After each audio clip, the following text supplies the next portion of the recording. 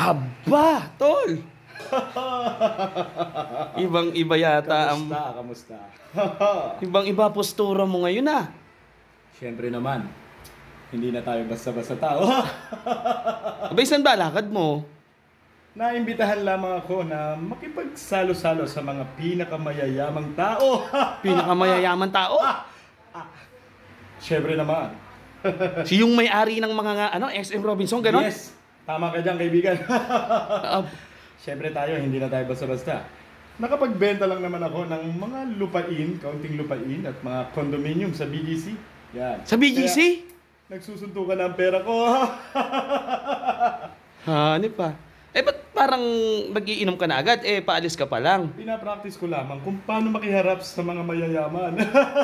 Pati tawa, Di ba? Oo nga, no. Tawang mayaman. Tama.